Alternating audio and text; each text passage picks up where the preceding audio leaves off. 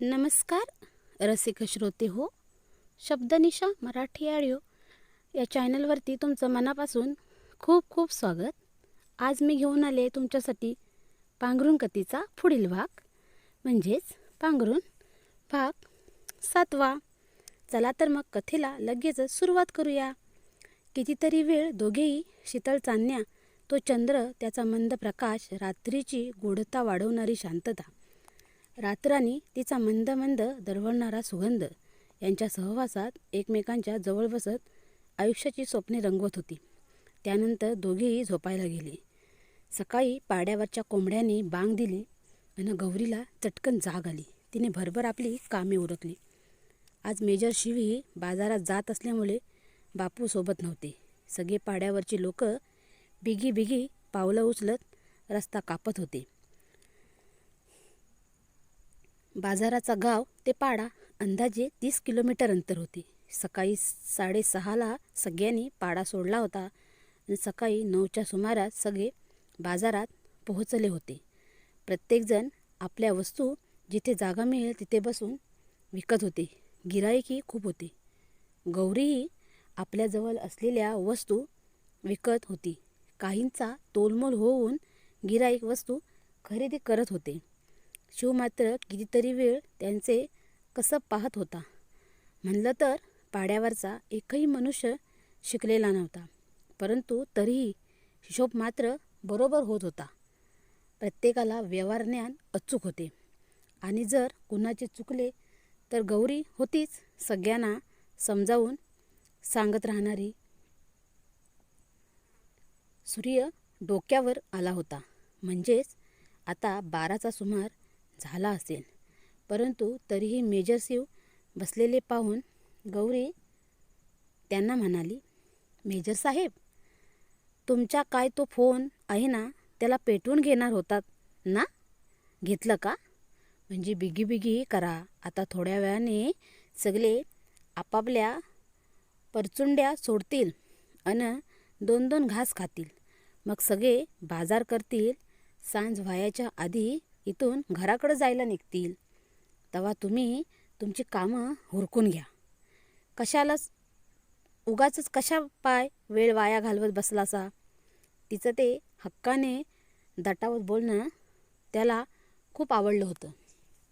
Major शिवने संपूर्ण बाजार फिरून आधी सगळी माहिती घेतली. त्याच्या माहितीनुसार गावात तरी कोणाकडे स्मार्टफोन नव्हता, त्यामुळे चार्जर असेल याची शंका होती.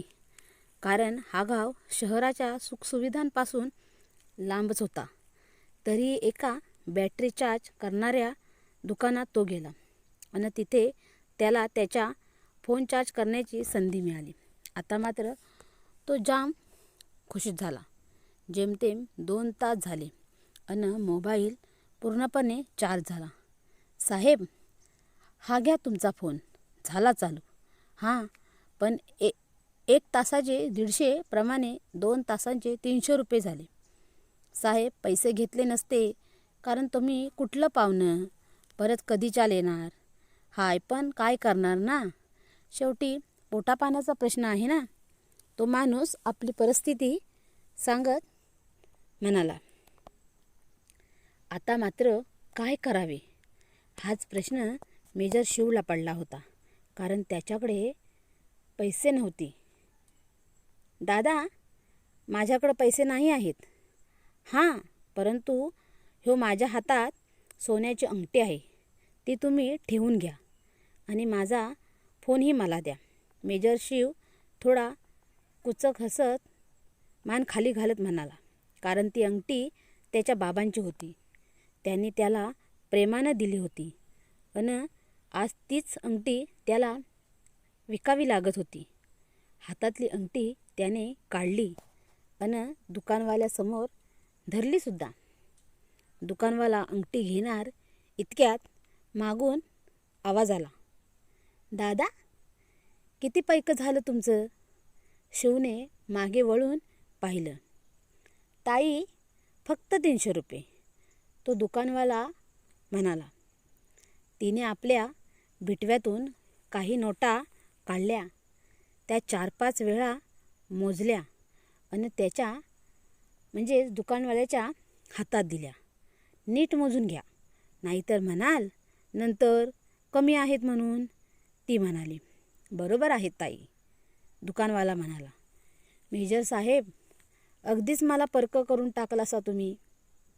काय गरज होती हातातली वलय म्हणजेच अंगठी किंवा मुद्रिका विकण्याची? मला सांगता नाही का आलं? तिने डोळ्यात पाणी आणत ती म्हणाली, गौरी, तसं काहीच नाही ग. तूच किती कष्ट करून पैसे गोळा करते आणि मी त्यातील खर्च कसे करू शकतो किंवा तुझ्याकडे कसा मागू शकतो? मेजर शिव तिला समजावत म्हणाला, मला माहीतच होतं तुमचा हा फोन चार्ज करण्यासाठी इथं वीज लागणार. मग वीज काय कोण फुकट देणार होय? म्हणून मी आणले होते पैसे. अधिकच, गौरी म्हणाली. अधिक म्हणजे? तू साठवले होते ना? कशाला ते खर्च केलेस? तुला काहीतरी घ्यायचं असेल ना त्या पैशातून? मेजर शिव थोडासा हळवा होत म्हणाला, कारण त्याला माहीत होतं पाड्यावरच्या लोकांचं इन्कम असं काहीच नव्हतं. आठवडाभर रानात जाईल, वनौषधी फळं गोळा करायची, त्याचबरोबर नारळाच्या झावल्या वापरून चटई, हतरंजी, झाडू, हेकूटपासून केरसुण्या, काही तेल विकायची अन त्याला बाजारात काहीच भाव नगण्य असल्यागत असायचा. त्यामुळे येईल पैसे त्यातून जेमतेम आठवडा कसा तरी जायचा आणि त्यातून पैसे बाजूला करून बचत करणे म्हणजेच दूरची गोष्ट होती. गौरी पैसे बचत करून ठेवत असेल म्हणजे त्याला धक्काच होता, कारण गेले 3 महिने तो त्यांच्याकडे राहत होता. म्हणजेच त्यांच्या 2 पोटापाण्याचा प्रश्नात तो तिसरा आला होता. त्यात त्याच्या उपचाराचा खर्चही होता, तरीही बचत करत होती. पहिलं त्याला खूप खूप आश्चर्य होतं.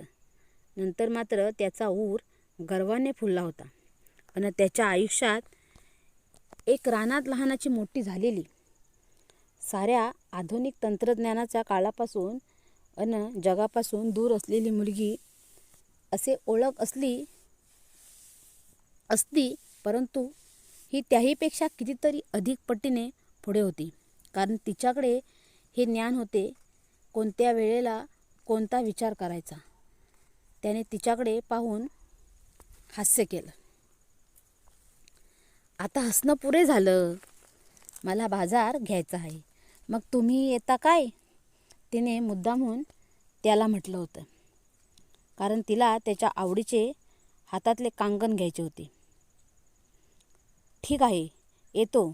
त्याआधी माझा फोन चालू झाला आहे तर पहिलं कॅम्पमध्ये कळवतो. इथे रेंजही आहे.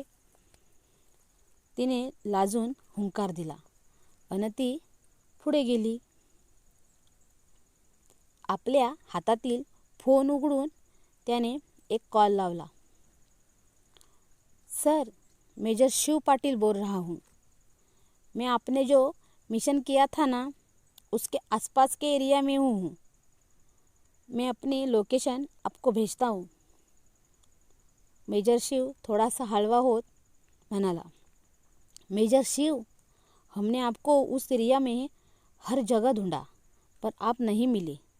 3 मेजरों की डेड बॉडी मिली पर आप गायब हो, यही हमने घोषित किया था. हम निराशावादी हो गए थे. हमने आशा थी आप ज़रूर ठीक होंगी. हमारी टीम आपके लोकेशन पर आपको कल लेने आएगी. आप तयार रहना. समोर व्यक्ती बोलला. आता मात्र मेजर शिवच्या डोळ्यातील आनंद अश्रूंच्या धारेने वाहत होता. एकदाचा तो आपल्या कर्तव्याची पूर्तता करण्यासाठी जाणार होता. एक वेगळाच आनंद त्याच्या चेहऱ्यावर झलकत होता. चेहऱ्यावर नवतेज आलं होतं. त्याच आनंदात तो गौरीला शोधत होता. ती जिथे खरेदी करत होती तिथे आला. गौरी, झाला का बाजार करून, की अजून काही बाकी? मेजर शिव आनंदात म्हणाला. जेमतेम झालाच आहे. फक्त एकच चीज घ्यायची आहे. खूपच गोड दिसताय. बोलून झालं की काय तुमच्या साहेबांजवळ? किती किती बाई गा बाई, किती आनंद झाला या तुम्हाला. गौरी हसत म्हणाली. हा लागला फोन. त्यांना कळलं मी जिवंत आहे आणि तेही अगदी सुखरूप. तो म्हणाला. दोघेही चालत चालत एका कासाराच्या दुकानात आले. काका, माझ्या हाताला शोभून दिसतील अशाही कांकण दाखवा. ती शिवकडे पाहत थोडी लाजत म्हणाली. ह्या बघ पोरी, तुला हवे तितके रंग आहेत. तुला कुठला हवा तो रंग घे. सगळेच रंग तुला शोभून दिसतील. तो कासार गौरीकडे बघत म्हणाला. ती सगळ्या बांगड्या हाताळत होती. आपल्या हाताला लावून बघत होती. काका, 15 रुपयेपर्यंत बसतील अशा कांकण दाखवा, ती म्हणाली. अगं पोरी, मग ह्या सगळ्या कशापायी बघत होतीस? 15 रुपयाला बसतील अशा नाही आहेत. सगळ्या 50 रुपयांच्या पुढच्या आहेत. पैसे नाहीत मग कशाला येताय काय माहीत. महागड्या वस्तू बघायला आपले हातपाय पसरत असतील एवढंच बघायचं ना. तो माणूस थोडं रागात आणि तुटकपणे म्हणाला. तो माणूस म्हणाला तेव्हा नेमका शिव कोणाशी तरी फोनवर बोलण्यात व्यस्त होता.